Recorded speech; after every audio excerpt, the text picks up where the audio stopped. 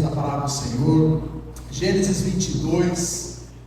Quero trazer uma reflexão a partir desse texto aqui, um texto emblemático do Antigo Testamento. Gênesis 22, nós vamos ler do 1 até o 14.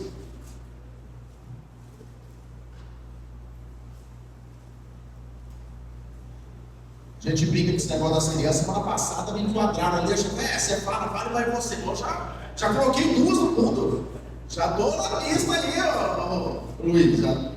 Já fiz a minha contribuição com o planeta e com o evangelho, com a evangelização da terra. Só se Deus fazer um milagre e reverter a cirurgia, né? Gênesis 22, irmãos. Texto ali, cujo título talvez leia na sua Bíblia, Deus prova Abraão, e de fato foi uma aprovação mesmo de fé. E eu quero pensar algumas questões sobre essa história bíblica que se aplica para nós nos tempos atuais. Diz assim o texto bíblico: depois destas coisas, pôs Deus Abraão à prova, e lhe disse: Abraão, este lhe respondeu: eis-me aqui. Acrescentou Deus: toma o teu filho, teu único filho, Isaque, a quem amas, e vai-te à terra de Moriá, oferece-o ali em holocausto, sobre um dos montes que eu te mostrarei. Levantou-se, pois, Abraão de madrugada, e tendo preparado o seu jumento, tomou consigo 2 dos seus servos e a Isaque, seu filho. Achou a lenha para o holocausto e foi para o lugar que Deus lhe havia indicado. Ao terceiro dia, erguendo Abraão os olhos, viu o lugar de longe. Então disse a seus servos: esperai aqui com o jumento, e eu e o rapaz iremos até lá, e havendo adorado, voltaremos para junto de vós. Tomou Abraão a lenha do holocausto e colocou sobre Isaque, seu filho. Ele, porém, levava nas mãos o fogo e o cutelo. Assim caminhavam ambos juntos. Quando Isaque disse a Abraão, seu pai: meu pai, respondeu Abraão: eis-me aqui, meu filho. Perguntou-lhe Isaque: eis o fogo e a lenha, mas onde está o cordeiro para o holocausto? Respondeu Abraão: Deus proverá para si, meu filho, o cordeiro para o holocausto. E seguiam ambos juntos. Chegaram ao lugar que Deus lhe havia designado. Ali edificou Abraão um altar. Sobre ele dispôs a lenha, amarrou Isaque, seu filho, deitou no altar em cima da lenha. Estendendo a mão, tomou o cutelo para imolar o filho. Mas do céu lhe bradou o anjo do Senhor: Abraão, Abraão! Ele respondeu: eis-me aqui. Então lhe disse: não estenda as mãos sobre o rapaz, e nada lhe faças, pois agora sei que temes a Deus, porquanto não me negaste o filho, o teu único filho. Tendo Abraão erguido os olhos, viu atrás de si um carneiro preso pelos chifres entre os arbustos. Tomou Abraão o carneiro e ofereceu o holocausto em lugar de seu filho. E pôs Abraão por nome aquele lugar: o Senhor proverá. Daí dizer-se até o dia de hoje: no monte do Senhor se proverá. Até aí, queridos, vamos orar mais uma vez. Senhor, em nome de Jesus, oramos para que essa história tão simbólica no Antigo Testamento, a Deus, possa trazer princípios fundamentais para a nossa jornada hoje. A palavra é viva e eficaz, ela tem a capacidade de falar por si só, ela não depende de um pregador em si para se manifestar. Mas eu oro para que o Senhor, apesar de mim, o Senhor use aqui os meus recursos mentais, intelectuais, retóricos, a favor do Senhor, para que o Senhor comunique a palavra ao coração dos irmãos, com clareza, com entendimento, para que saiamos daqui edificados, preparados ainda mais para ser um cristão, para servir o Senhor nesse mundo. Em nome de Jesus, nós oramos. Amém e amém. Querido, se você falar para uma criança que acabou de sair daqui, falar assim: vai ter uma prova, você vai ter que fazer uma prova, algumas delas é capaz de, no percurso aqui, ir até o banheiro, porque já começa a dar aquele friozinho na barriga. É perceptível, né, quando nas escolas tem aquela famosa semana de prova, algumas crianças começam a desenvolver algumas enfermidades, né? E até os professores vão falar assim, eu acho que é por causa das provas, da tensão da prova, né? E gera mesmo essa preocupação, porque a prova tem o intuito de uma aprovação ou não. E nós, queridos, nós temos muita dificuldade com a reprovação. É muito difícil ser reprovado. Eu me recordo dos primeiros momentos assim, de tensão que eu tive nesse sentido, de ser provado, além das provas de escola, né? Mas eu me lembro quando eu completei 18 anos, e naquela época os homens, quando completavam 18 anos, a primeira coisa que fazia no dia seguinte era o quê? Vamos ver quem da geração aí. Ia até a autoescola para dar entrada na carteira de motorista.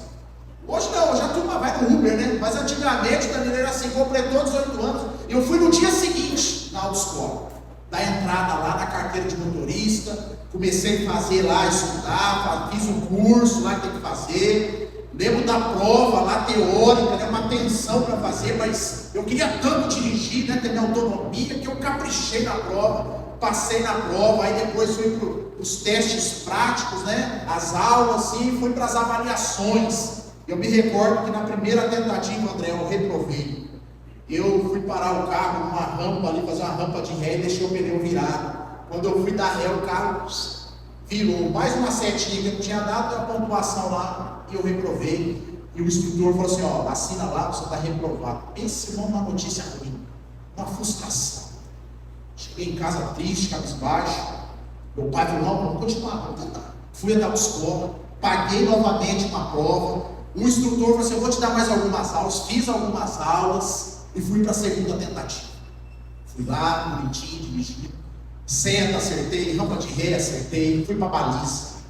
Na baliza, não apavorei. E mosquei lá e ficava naquele negócio assim, ó.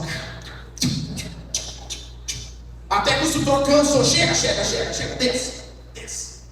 Deu uma pressão, Arnaldo, quando eu tirei carta, ficava mais gente dentro do carro, até os próximos, né? A olho acho que é assim também. Aí desci, assina lá, reprova, irmão, mais uma frustração para conta. Voltei para casa, meu pai, não desiste, nós vamos fazer de novo, vamos fazer mais aula. Fui fazer mais aula, fiz a prova a terceira vez, irmão. Divino. Reprovei de novo. O carro ficou em ponto morto, era para engatar, eu acelerando o carro em ponto morto. Enfim, virei na rua, contramão, não contramão, eu tinha que parar para cá para depois virar para cá. Eu já fiz assim, ó. Reprovei a terceira vez, pai. Frustração, desânimo. Mas o meu pai falou, ele estava pagando a carta, ele falou, vamos lá. Vamos mais uma vez. No dia que eu fui, irmão, a última vez, o instrutor, falecido cabelinho, dele, falou assim para mim, vai tomar garapa, toma um caldo de cana para se acalmar. Eu não quero mais voltar aqui com você. Se você acalma, me levou para comer pastel, para tomar garapa, deu água de coco e ficava ali do meu lado. E falou, senta aí, não fica de pé não, balança as pernas e fica que você precisa passar. Irmão, passei na quarta vez, tirei minha carta. Aí você fala assim, ô pastor, você é um péssimo motorista, irmão. Os anos se passaram, irmãos, qual foi minha profissão? Motorista. Trabalhei em algumas empresas como motorista, rodando no estado de São Paulo, fazendo entrega. Então toda reprovação tem o intuito de te aperfeiçoar lá na frente para aquilo que Deus quer fazer. Tá? Fui para o seminário, achei que tinha acabado a minha parte de reprovação. Fui fazer o vestibular, o seminário que a gente forma para você passar numa faculdade mesmo. Então tem um vestibular, se você passa no vestibular, você entra, você ingressa ou não. Fiz a prova, estudei tudo, mas tinha que estudar, fui bem na prova, mas na redação a média era 7, eu tirei 6. Reprovei no vestibular. Um ano tive que esperar para fazer novamente o vestibular para ingressar no seminário. Voltei a estudar, irmãos, estudei, fiz aula, fiz curso de língua portuguesa, de redação, gente da igreja me ensinando, curso na internet para fazer a redação. Fiz o segundo vestibular. A redação, a nota era 7, tirei 7. Lembro de tudo isso. Mas passei, irmão, passei. Primeira semana de aula, o professor passa as emendas lá, as disciplinas. Eu fiquei doido com aquele negócio, não vou dar conta. E é por semestre, primeiro semestre, 2 matérias de exame. Todo mundo ia entrar de férias em julho e eu tinha que fazer o exame. Se não passasse no exame, reprovação da matéria, pagar Estudei, irmãos, caprichei, passei nos exames. Daquele dia em diante, eu nunca mais quero ter essa experiência, irmão.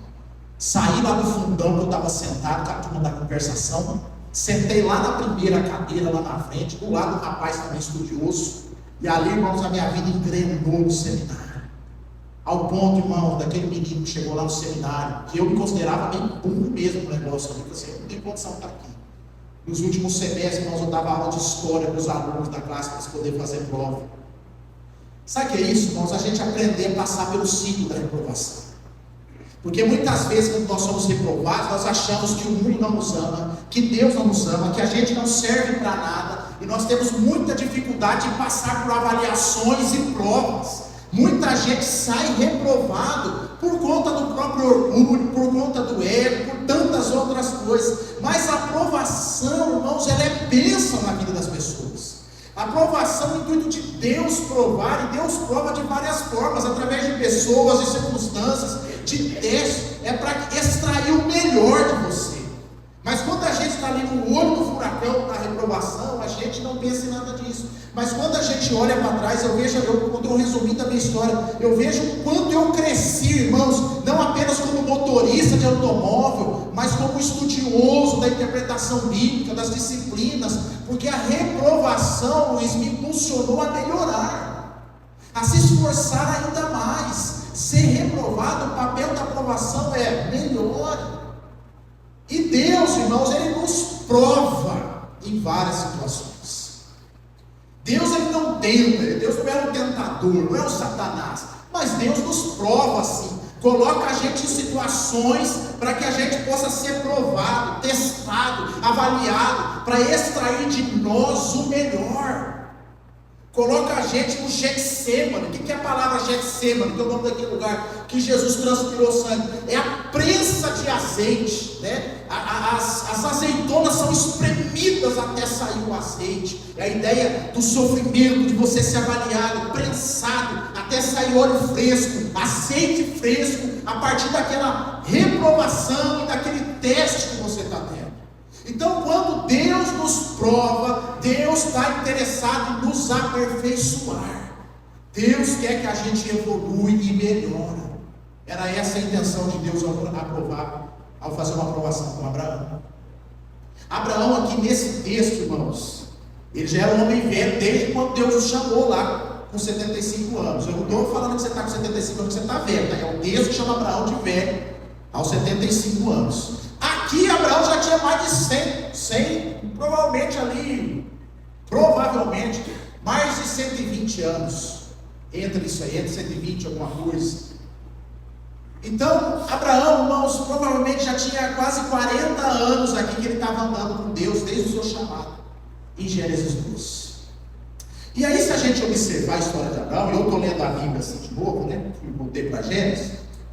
Irmão, a gente vê lá Abraão na galeria da fé em Hebreus, e fala, o homem de fé, Deus de Abraão, aquele negócio todo. Mas quando você vai estudar os pormenores da vida de Abraão, você percebe que ele foi reprovado várias vezes nas suas ações. Deus chama Abraão em Gênesis 12, promete para ele lá uma descendência, um filho, que vai vir o quê? De Sara, estéril, já idosa. O que Abraão e Sara faz na sequência com a demora? Lembra da aprovação, teste? Vamos dar um jeito? Vamos fazer da nossa forma? Traz a serva Agar, Abraão se deita com ela, engravida ela, e aí vem a promessa de Deus. É aquela velha mania do homem tentar ajudar Deus. A falta de paciência de passar pelas provas faz a gente tomar decisões precipitadas. A ansiedade, a famosa ansiedade, a doença do século, faz a gente errar a mão, faz a gente falar fora de hora, faz a gente tomar decisões precipitadas. E Abraão fez isso, criou um problema. Quando a gente vai estudar a história, você percebe que aí a mulher fica grávida, começa a tripudiar de Sara, há um momento de tensão ali no lar. Sara ali, né, tem uma briga ali com Agar. Abraão, no meio de tudo aquilo que Deus o projetou para viver, mas eles fizeram. Depois o menino nasce, aí vem a promessa, segundo o Isaac. O menino mais velho tirando sarro do menino mais novo, problema de novo. Sabe que esse problema que a gente fala assim, pastor, ora por isso, né? Que o diabo, não sei o quê. Não, isso aí foi decisão errada. Decisões erradas. E aí Abraão estava colhendo o fruto da sua reprovação, ao ponto de Agar ter que sair de casa, ir para o deserto com seu filho Ismael. Deus ir lá consertar, abençoar Agar e o Ismael, porque Abraão e Sara tomaram decisões erradas. Depois você vai ver Abraão com medinho de morrer. Chega no Egito, Sara era minha irmã, fala assim, você fala que você é só minha irmã, não fala que é esposa não, porque se é bonita, a turma vai olhar e vai querer me matar, então fala isso aí. E quase que Sara vira esposa de Faraó por conta de mentira, de medo, de covardia do Abraão, o pai da fé. Abraão não aprende a lição. Novamente, diante de Abimeleque, ele chega lá e combina com Sara.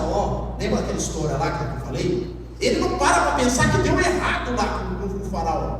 Vamos fazer de novo. Fala para Abimeleque lá que nós somos só irmãos. Que se é bonito, eles vão querer matar, aquela história. Mentira de novo. Quando a gente lê o capítulo 21, você vai ver que Abraão faz uma aliança com Abimeleque.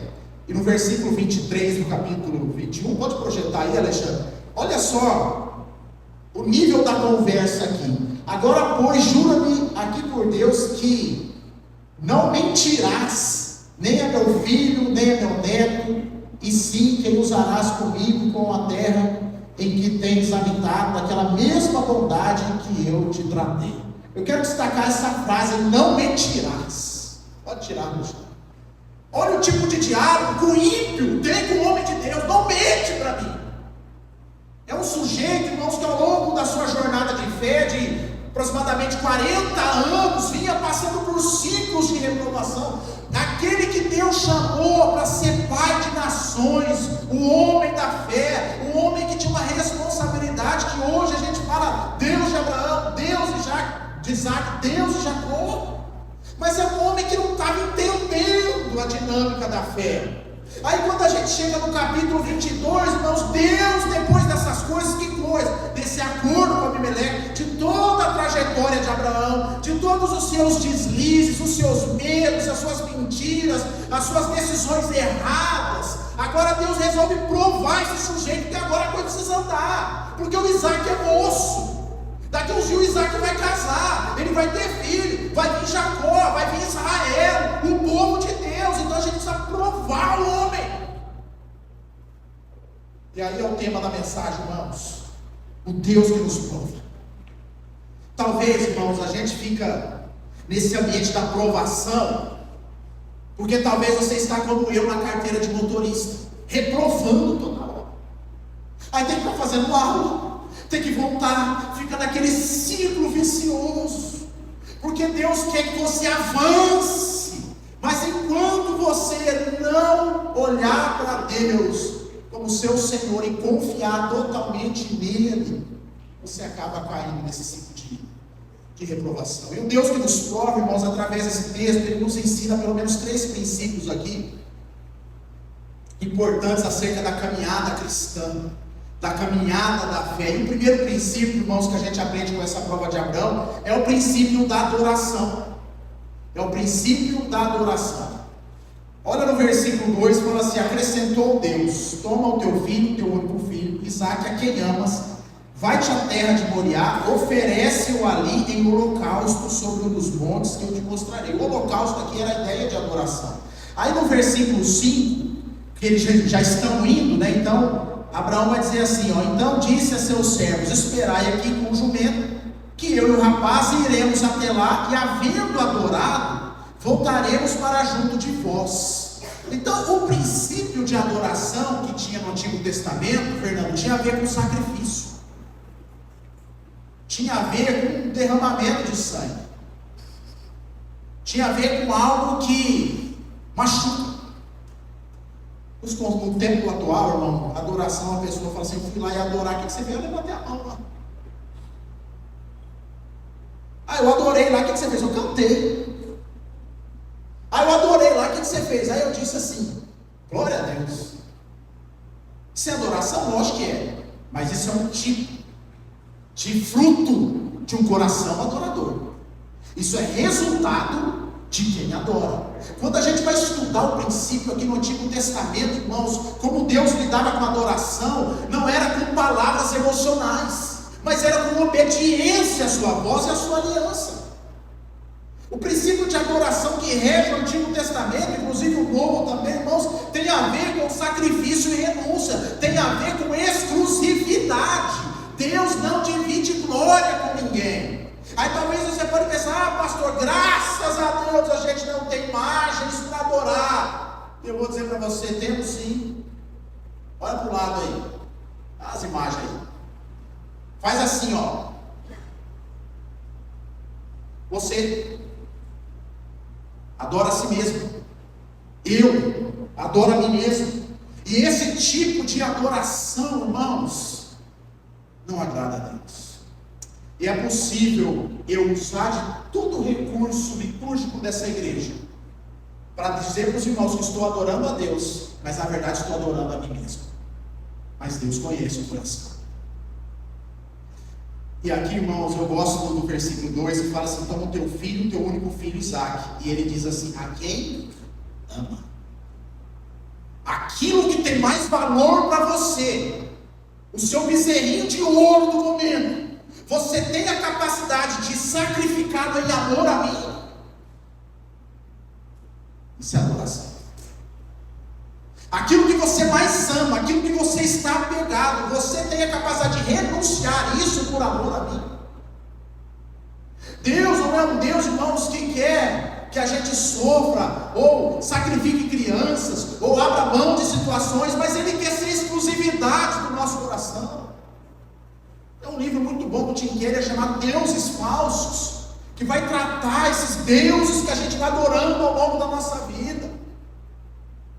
Então aqui nesse texto de provação, uma das coisas que Deus está tratando com Abraão, porque Ele vai formar uma nação, um povo no qual nós somos consequência desse povo, é um povo que precisava adorar somente a Deus, ainda que o filho é uma bênção de Deus, mas ele não está acima de Deus. A gente vive num tempo estranho, irmãos. As pessoas adoram tantas coisas assim no lugar de Deus. Pessoas idólatras do próprio casamento. Já viu pessoas assim: se ela largar de mim, acabou meu mundo. Namorados. Se acontecer isso, acabou meu mundo. Se eu perder esse emprego, acabou meu mundo. Se eu perder esse ministério, acabou meu mundo. Onde está o seu tesouro, ali estará o seu coração. Muitas pessoas, irmãos, têm entendido de forma equivocada esse princípio de adoração. Eu fico pensando, irmãos, Abraão ali, um menino grande já, porque o menino carregava lenha, então já era grande, já tinha força física. Talvez ali inteligente, né? E ele olhava, Abraão olhava para o menino e falou assim: filho da promessa. Sara ali, né, estéril, Deus nos abençoou. Que presente maravilhoso. A raça humana a partir de Abraão vai ser incontável, como as estrelas do céu, a Maria do mar, através desse menino, sabe? Aí de repente Deus fala assim: então, entrega Isaque. Entrega Isaque. E fala assim, irmãos, versículo 3: levantou-se, pois, Abraão de madrugada. A ideia aqui é na sequência. Abraão teve um diálogo ali com alguns consultores. Vamos conversar, vamos, como dizia lá no show do milhão, vamos consultar os universitários para ver qual que é a opinião deles, se leva ou não leva. Vamos consultar as cartas para ver se vai dar uma direção, uma sorte. Abraão levantou-se de madrugada e foi fazer o que precisava ser feito, ainda que doía. Eu penso, irmãos, que essa jornada de 3 dias foi de um silêncio sepulcral, como diz Hernandes Dias Lopes. Imagine Abraão passando o dia, chegando o dia. O texto que diz que chegou no 3º dia, ele avistou o lugar. Ele fala: está chegando a hora de eu matar o meu bezerro de ouro. Está chegando a hora de eu ser culpado. Irmãos, a gente precisa levar em consideração esse princípio da adoração. Quando a gente estuda a teologia reformada e os catecismos que a gente adota como um princípio de interpretação também da própria Bíblia, na igreja reformada e presbiteriana, tem a perguntinha lá que fala qual é o fim principal do homem, né? Por que o homem foi criado? Foi criado para quê? Para glorificar Deus, para adorar Deus, para se alegrar nele para sempre. Somente Deus. Quando a gente vai lá, os 10 mandamentos, lá em Êxodo, depois da repetição de Deuteronômio, você vai ver que 4 primeiros ali, né, pelo menos os 3 primeiros, servem diretamente o quê? A Deus. De adorar somente a Deus. Deus, irmãos, leve em consideração isso aqui, irmãos. Deus puniu o povo de Israel por conta de idolatria, irmãos. O povo foi para o cativeiro babilônico por conta de idolatria. Deus não negocia a adoração. Moisés está lá no monte, Deus falando com ele, aquele tempo lá, o povo lá embaixo precisando de algum objeto para adorar, começa a pegar suas joias, os seus pertences, para que o Arão fizesse ali um bicho para que eles pudessem adorar. Então fizeram um bezerro de ouro, e quando Moisés desce, estão lá o irmão dele Arão, corrompido também, todo mundo adorando um objeto. Sabe o que significa aquele objeto, irmãos? Muitas vezes aquilo que ocupa o lugar de Deus na nossa vida. Pensa, irmãos, por que a gente às vezes não consegue viver uma vida integral assim com Deus de adoração? Porque muitas vezes tem muitas outras coisas que a gente adora antes de Deus. Por isso que a gente acaba ficando no ciclo da reprovação. Porque Deus quer extrair de nós o melhor. Deus não matou Isaac aqui, Arnaldo. A gente percebe que não era a intenção de Deus matar Isaac, mas testar o coração de Abraão. Deus, irmãos, não é um Deus que está interessado no nosso sofrimento. Deus não é aquele carrasco que nos coloca em situações ali para ficar vendo a gente sofrer e tirando o sarro e dizendo assim, agora ele vai aprender. Deus não é aquele sujeito, né, que um dia ele foi ali prejudicado e agora ele tem a caneta na mão, agora ele tem o microfone na mão, agora ele tem a documentação na mão, ele tem a autoridade na mão, ele faz os outros sofrerem porque ele sofreu. Agora ele vai oprimir porque ele foi oprimido. Não, irmãos, não é essa a vontade de Deus, mas é ensinar o patriarca Abraão que somente Deus tem que ser adorado, ele precisa confiar exclusivamente em Deus, não precisa ter medo. Se ele é um homem da fé, ele precisa adorar somente a Deus. E Abraão diz para aqueles homens: nós vamos lá, havendo adorado, voltaremos. Ele vai adorar o Senhor, o sacrifício. Você tem feito algum sacrifício de adoração a Deus? Você tem feito algumas renúncias em adoração a Deus? O que a gente acha que renunciar, não é renunciar a coisa ruim. Ele pensa assim, eu estou renunciando. O que você renunciou? O uísque. Renunciei a maconha. Renunciei o adultério. Às vezes a adoração é renunciar aquilo que a gente ama e que é lícito, mas que está ocupando o lugar de Deus nos nossos corações. Tem muita gente, irmãos, infelizmente, com bezerrinho de ouro dentro de casa. Tem muita gente, irmãos, que troca a sua vida com Deus, a sua adoração a Deus, o seu compromisso com Deus, com qualquer churrasco da vida, irmãos, com qualquer situação banal. Tem gente que negocia, irmãos, valores eternos da palavra de Deus por coisas tão pequenas, que até parece ali um neto de Abraão, o Esaú, que por estar faminto, por gostar daquele prato ali que o seu irmão Jacó fazia, aceita uma negociata pelo direito de progenitura. Mas não, irmãos, a adoração é um princípio que a igreja precisa ter. E aqui, irmãos, toda vez que eu vou orar aqui, eu faço questão de dizer na minha oração que a causa que nós estamos aqui é Cristo. Ele é o único digno de ser adorado. Não há ninguém aqui maior e mais importante que Jesus. Mas o fulano de tal não é irmão. Não é. Pastor, mas o meu filho, você conheceu o meu filho? Não é irmão, o seu filho não é. Ninguém é. Somente ele é digno de ser adorado. O segundo princípio, irmãos, que a gente aprende nessa história é o princípio importante, o restante da jornada de Abraão, de Isaac e de Jacó, que é o princípio da fé. O versículo 7, o 5 mesmo, quando Abraão diz que vai adorar, ele usa o verbo aqui no plural, voltaremos para junto de vós. Ele está dizendo para aqueles servos que ele e o menino vai adorar, eles vão adorar e voltarão juntos. Aí no versículo 7, quando Isaac disse a Abraão, seu pai, meu pai, respondeu Abraão, eis-me aqui, meu filho. Perguntou-lhe Isaac, eis o fogo e a lenha, mas onde está o cordeiro para o holocausto? Respondeu Abraão, Deus proverá para si, meu filho, o cordeiro para o holocausto. E seguiam ambos juntos. Irmãos, que fé é essa, irmão? Diante de uma pergunta tão difícil como essa, eu quero tentar fazer você entrar no coração de Abraão. Desde o momento que Deus chama ele para fazer o sacrifício, e nesses 3 dias de caminhada, eu não sei você, mas quando eu estou para tomar uma decisão difícil, eu fico pensando nela o tempo todo. Não é assim? Quando a gente precisa tomar uma decisão difícil na nossa vida, a gente fica, pelo menos eu fico pensando nela até o dia de eu tomar a decisão. Fico mais calado, mais apático, mais reflexivo, mais tenso de ter que lidar com essa decisão. E eu penso, irmãos, que a decisão de Abraão, que longe de mim ter já passado por uma experiência como essa, mas Abraão, sabendo que o filho dele seria sacrificado pelas suas mãos, andando por aquelas ruas, de repente agora já não tem mais os servos, mas é apenas uma conversa franca de pai e filho, e o menino fala pai, o jovem fala pai, mas está aqui a lenha, está aqui o dedo, está aqui todo o preparativo, mas cadê o animal?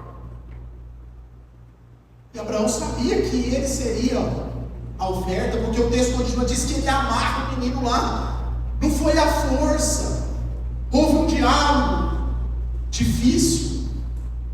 Irmãos, é aqui que eu costumo dizer aquela gíria no futebol, é aqui, irmãos, que separa os homens dos meninos, na hora de tomar decisões difíceis de fé. Porque uma coisa, irmãos, a gente ter fé na igreja, quando a gente canta aqui a música abençoada, nós cantamos, guia-me, me leva mais fundo onde eu já estive. Cantar aqui é beleza, mas viver isso na prática me leva mais fundo de onde eu já estive, irmão. É ser provado na fé, é você olhar o cenário da sua existência, da sua vida, e só ver não, situações negativas, mas você tem uma palavra, uma direção para continuar, e você crê nessa palavra e avança, ainda que você sofra as consequências. Mas a gente vive um tempo, uma geração tão covarde, tão incrédula, de uma falta de fé, que ninguém suporta mais nada. Quando precisa tomar uma postura de fé, a pessoa puxa para trás. E Abraão aqui fala com convicção: Deus proverá para si um cordeiro. Isso aqui, irmãos, é de alguém que é um pecador miserável, mas que andava com Deus. Sabe por que às vezes a gente não tem fé, irmãos? Porque a gente não cultiva ela, a gente não exerce ela, a gente não alimenta ela. E fé, irmãos, é como se fosse um organismo vivo, que precisa ser cultivada, e fortalecida, e animada, e testada, e provada, dia após dia. 40 anos esse homem andando com Deus, uma hora ele ia acertar a mão. Quanto tempo você está andando com Deus? Quanto você já anda com Deus e você continua vivendo no princípio da incredulidade, da falta de confiança, diante de uma porta fechada, diante de uma aparente situação difícil dentro do lar, diante de uma notícia ruim, você se escabela, você perde a cabeça, como diz o outro, perde as estribeiras, larga tudo, toma a decisão errada, começa a ir para a internet, começa a brigar, começa a murmurar, começa a abandonar o barco. Porque a fé não é testada, não é cultivada. Não consegue confiar no que a Bíblia diz. Domingo após domingo, ouvindo a palavra, lendo o texto, mas ainda assim não confia na palavra de Deus. Tudo bem, você pode não confiar na minha, mas na de Deus você precisa confiar. Deus proverá para si o cordeiro. Deus é que cuida da gente, Andresa. Deus é que sabe. Nosso irmão deu um testemunho terça-feira aí, um ano difícil, espremido, prensa de azeite, Getsemane, azeitona sendo espremida, irmão, passando pelo vale, pela luta, pelo problema, pela escassez, mas nós vamos confiar em Deus, nós vamos esperar o Senhor. Como diz o apóstolo Paulo, eu sei que tenho crido. A gente precisa, irmão, aprender a confiar mais em Deus, irmão. Eu não sei quem inventou esse negócio, falando que a vida do crente, assim, converteu, para aqui, tudo bonitinho, não tem problema, porque eu ensinei, discipulei, irmão, bobagem isso aí, irmão, a gente vive no mundo caído. Vamos proteger aqui os filhos, porque isso, aquilo, vamos proteger o casamento, vamos blindar o casamento, vamos blindar aqui as finanças, vamos fazer uma conta no exterior, vamos criar um monte de habilidades para poder trazer uma certa segurança para a nossa vida. Ilusão, irmão. Aí sabe o que acontece? Quando um desses murinhos seus é desconstruído, você perde a fé, você larga tudo, você desanima, você começa a questionar Deus, questionar a igreja, pastor, palavra, Bíblia, irmão, porque você fez dessas construções o seu ídolo. Você depositou a confiança onde a sua mão alcança, aonde você consegue chegar. Mas deixa eu dizer um negócio para você, irmão. Nós somos vulneráveis, irmãos. Não preciso nem falar, né, irmão? Quando cai no hospital, que conversa toda. Não precisa nem falar, você já foi lá, você já frequentou, você já visitou, você já foi operar, você já passou mal, você já passou pelo vale da enfermidade, irmão. Vulnerabilidade. A Bíblia, irmão, ela vem exatamente para tampar esse buraco da autossuficiência. Abraão, irmãos, ele ia sacrificar o menino, Flávio. Ele foi levar o menino, mas Deus, no final do texto, proveu o cordeiro, irmão. Fala que aparece lá o animal. Então Abraão não mentiu, ele teve fé. É aquele sujeito que fala assim: está tudo indo de mal a pior, mas eu continuo esperando Deus, descansando em Deus. Eu não vou negociar os meus valores da fé. Eu não vou adulterar minha vida por conta das desgraças que eu tenho vivido. Eu vou permanecer fiel. Fiel é Deus na minha vida, e assim eu vou seguir a minha caminhada.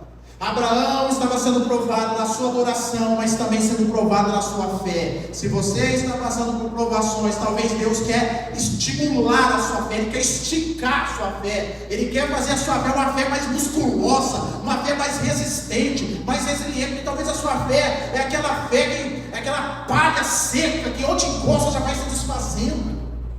Não, Deus quer criar musculatura na sua fé, ao ponto de chegar no dia de sentar com Deus, de você entender que a sua fé não é mais um pré-requisito para você alcançar objetivos, mas ela é uma habilidade de você suportar situações.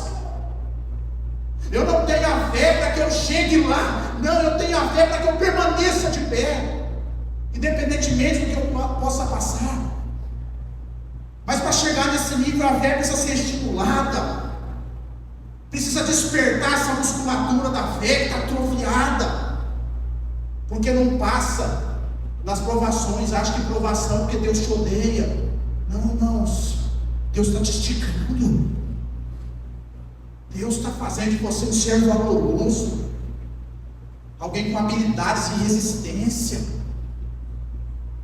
a suportar os dias difíceis. Lá onde eu moro tem uma academia lá, tem uns instrumentos de musculação. Essa semana eu estava lá fazendo, foi um senhor lá comigo, fazendo a caminhada dele lá também, na esteira. Aí ele olhando, eu fazendo os movimentos lá. Ele falou: rapaz, esse negócio aí é bom, hein? Acho que ele não sabia muito mexer no negócio. Eu falei: não, é bom, tá. Papo vem, papo vai. E aí ele falou: não, porque esse aí fortalece. Eu disse: ó, eu faço musculação, não é nem para ter músculo, estética, é para ter saúde e resistência. Eu gosto de ter resistência, estar firme, viver bem, ter saúde. Então, assim, os meus pesos aqui, os meus exercícios é mais para fortalecimento muscular do que ganhar musculatura. E trazendo isso para o princípio da fé, irmãos, tem gente que só quer músculo da fé, mas não quer saúde e resistência. Márcio é personal, Márcio, existem as formas de exercício, não tem? Para quem quer massa muscular, para quem quer definição, para quem quer emagrecer, para quem quer resistência física. Cada atleta, irmãos, tem o seu tipo de treinamento, baseado naquilo que ele gostaria. Mas tem pessoas que o princípio da fé é como se fosse aquele sujeito, Márcio, que vai até você e fala assim: ô Márcio, em um mês você me deixa grandão, bombadão, me receita aí um produtinho aí, para que eu possa tomar, para que eu possa chegar no baile, e ali arrasar, eu chegar lá, já não sei quando no subido. Provavelmente o Márcio não vai fazer isso aí. Ele vai falar: vamos, sem esforço, sem ganho, como diz a frase. Vamos exercitar. Irmãos, a fé é a mesma coisa, irmão. Ninguém já nasce com a fé zona, não. Ela precisa ser provada, estimulada. E a fé não é só para ganhar músculo, mas é para ganhar resistência. É para suportar diante de um sacrifício como esse, o teste de Deus. É diante de um cenário difícil que você enfrenta dentro do seu lar, você ter subsídio para poder lidar com aquela situação, você não perder a cabeça. Diante de um conflito no casamento, você ter a calma, a sabedoria o suficiente para confiar em Deus, para dialogar, para entender que é uma fase difícil que vai melhorar. É você ter a paciência, a resiliência que uma porta se fechou aqui, mas Deus pode abrir outra porta lá. E você ter a fé, a paciência que Deus está cuidando de você. Adoração e fé, os princípios da nossa caminhada. Muitas vezes somos provados, porque Deus quer extrair a melhor adoração de dentro da gente, mas também esticar a musculatura da nossa fé. E por fim, queridos, último princípio que a gente aprende aqui a partir do versículo 9. Abraão, então, ele diz lá que Deus proverá e a jornada continua. Versículo 9: chegaram ao lugar que Deus lhe havia designado. Ali edificou Abraão um altar, sobre ele dispôs a lenha, e olha aqui, irmãos, ele amarrou o Isaac mesmo. Ele teve coragem de fazer isso aí. Ele amarrou o rapaz. E o rapaz foi com consciência, não foi uma coisa com resistência. O rapaz entendeu: pai, isso você está dizendo, vamos amarrar. E aí no versículo 10, irmãos, versículo 9 ainda: amarrou seu filho, deitou no altar em cima da lenha. O 10: estendendo a mão, tomou o cutelo para imolar o filho. Abraão foi para dentro, irmão. Talvez você olhe, você que é muito amoroso, mas nossa, Deus, mas que Bíblia é essa? Que Deus é esse que mandou um pai matar um filho? É a Bíblia, irmão, que o pai matou o filho. Essa é a história do Evangelho. Deus matou seu filho, Jesus Cristo, na cruz. Se você escandaliza com isso, isso é o Evangelho. E aqui, Deus está falando para Abraão fazer a mesma coisa. E Abraão faz o quê? Vai fazer. Aí o texto continua: mas do céu lhe bradou o anjo do Senhor: Abraão, Abraão. E ele respondeu: eis-me aqui. Então lhe disse: não estendas as mãos sobre o rapaz e nada desfaça. Pois agora, olha agora, irmãos, pois agora sei que temes a Deus, porquanto não me negaste o filho, o teu único filho. Último princípio, irmãos: fidelidade às coisas de Deus, ainda que isso te custe. Abraão sabia que Deus poderia ressuscitar o menino, que Deus poderia prover, que Deus era fiel, que Deus era bom, porque ele olhou para a sua história e falou assim: eu era estéril, minha esposa estéril, estava amortecido, velho, Deus me deu um filho, eu pequei pra caramba contra Deus, Deus continua comigo, me amando, então Deus vai continuar cuidando, porque Ele zela pela sua promessa. Diante dessa situação difícil, Abraão amarra o seu filho, ele estende a mão para executar o seu filho. Irmãos, isso aqui é um princípio que Deus leva a sério: fidelidade as coisas de Deus. Aí você fala: não, pastor, eu sou fiel a Deus, mas você não é fiel ao cônjuge. Que fidelidade a Deus é essa? Você não é fiel ao amigo. Que fidelidade a Deus é essa? Você percebe que as nossas ações revelam o nível de fidelidade que a gente tem com Deus? Abraão, diante do cenário mais difícil da sua história, ele escolhe Deus. Ele escolhe ser amigo de Deus, como diz a canção do cantor Denis. Ele preferiu adorar somente a Deus, ser fiel a Deus e deixar as consequências das mãos do Senhor. Irmãos, eu acho que é isso que moveu o coração dos apóstolos quando eles eram mártires ali, martirizados, assassinados pela sua fé. E a entrega e a fidelidade de saber que Deus está cuidando de nós.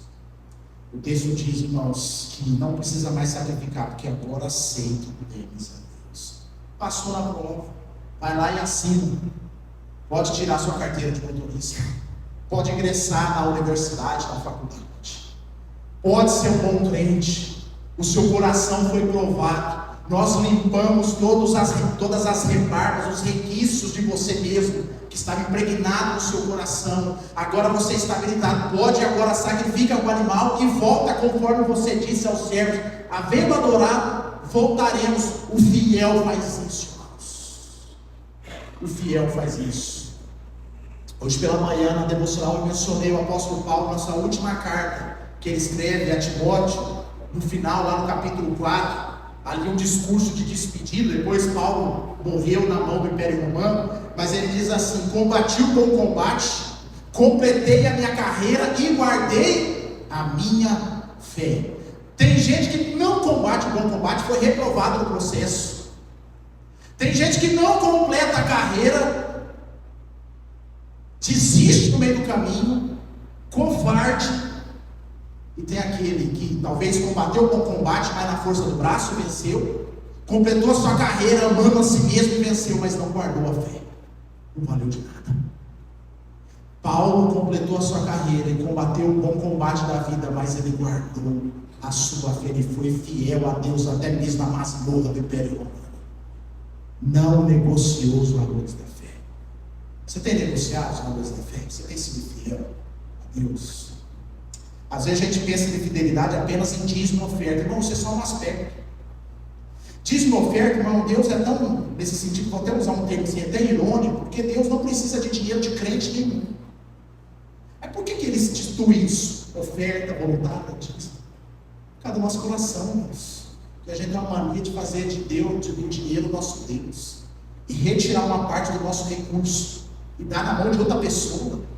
Você está dizendo assim: Deus não é mais, o dinheiro não é mais o meu Deus. Eu confio tanto em Deus que eu consigo sobreviver com 90. O princípio do dízimo não é porque Deus está passando fome, não, irmão. O princípio do dízimo tem a ver com fidelidade. Não apenas isso, irmãos, é porque eu estou usando a ideia do dinheiro, porque o dinheiro é a única coisa que a Bíblia chama de outro Deus. Mas existem outras várias formas da gente ser fiel a Deus. Então, queridos, adoração, fé e fidelidade. E aqui eu concluo, irmãos, essa história. Provavelmente o lugar que foi sacrificado aqui, o monte, irmãos, onde estava Jerusalém, lá no Novo Testamento. E lá nesse mesmo lugar, Cida, lembra que Abraão disse: Deus proverá para si o cordeiro? Irmão, Deus proveu o cordeiro. Com Abraão, Isaac era apenas um símbolo animal do que ia vir no futuro. Aquilo que está no versículo 2: acrescentou Deus: toma o teu único filho, Isaac, a quem amas, e vai à terra de Moriá e oferece-lhe o holocausto. Deus mesmo fez através de Jesus Cristo. Ele entregou o seu único filho, por amor a cada um de nós. Deus não estava pedindo uma loucura para Abraão. Deus só estava dizendo como é que vive o cristão a partir disso. A conclusão, irmãos, é que Abraão, nessa história toda, talvez sem saber, ele buscou ser parecido com Deus e com Jesus. Abraão não andou com Jesus como os apóstolos, mas Abraão andou com Deus, buscou ser igual a Deus. E aí o cordeiro foi provido, irmãos. E hoje nós estamos aqui, não somente pela fé de Abraão, que Deus proveu o cordeiro, mas pelo próprio amor de Deus. Aqui fala: o seu filho que você tanto ama. João 3,16 fala assim: Deus amou quem? O mundo, de tal maneira. Ou seja, Deus amava Jesus, o seu filho amava. Mas ele amou tanto o mundo, irmãos, que ele adorou, que ele sacrificou aquilo de mais precioso por amor a cada um de nós. Dito isso, irmãos, como é que nós vamos viver a nossa caminhada de provação? Custa muito a gente adorar a Deus de todo o coração, de toda a nossa alma, de todo o entendimento, como diz a palavra. Custa muito, irmãos, a gente confiar em Deus, porque por mais que a gente passe por situações estranhas e difíceis, Deus proverá, Deus vai cuidar. Custa muito, irmão, ser fiel a Deus em todo momento, sendo que Deus foi fiel à sua palavra ao enviar Jesus Cristo para morrer em nosso lugar. Irmão, qualquer circunstância da nossa vida que possa ser adversa, nada se compara com a morte de Jesus Cristo. Você daria conta de viver uma vida de santidade sem nenhum defeito, sem nenhuma mácula, sem nenhuma mancha, e morrer numa cruz pelos pecadores miseráveis? Não é morrer pelo seu filho, é morrer pelos pecadores, aqueles que você entende como cruel, possibilitando esse sujeito a possibilidade de ser salvo. Quem poderia? Primeiro que já no nosso nascimento, como diz a palavra, já nascemos corrompidos, já não podia. Mas quem daqui consegue ver um dia sem pecar contra Deus? Porque talvez você olha para a história e você, mas quem pecou foi Abraão. Eu pergunto para você, você consegue ficar um dia sem pecar contra Deus, mesmo tendo a palavra, tendo o evangelho, sendo filho de Deus? Não consegue. Jesus Cristo fez isso por nós. Então, irmãos, que a gente adore somente a Ele, que a gente estique a musculatura da nossa fé, e que a gente seja fiel a esse Deus, que de fato e de verdade o Senhor reine sobre a nossa vida, sobre o nosso coração. Que não seja nós mesmos, mas que seja Ele que reine sobre nós. Vamos orar, queridos, em nome de Jesus. Senhor, oramos para que as provações que somos sujeitos a passar, que saiamos, ó Deus, aprovados pelo princípio da adoração, da fé e da fidelidade. Nos ajude, ó Deus, a passar pela prova, como diz a canção do falecido irmão Lázaro, passando pela prova, dando glória a Deus. O que significa passar pela prova, dando glória a Deus? É honrando o Senhor com fidelidade em tudo que tem, tudo que é. Nos ajuda, ó Deus, a ser uma geração de cristãos maduros, fortalecidos no Senhor, fortalecidos na fé, que entende que nós pertencemos a um reino no qual existe um rei que governa a nossa vida, e que esse rei é o único digno de ser adorado, e que esse rei exige de nós uma fé constante, não uma fé oscilante, uma fé atrofiada.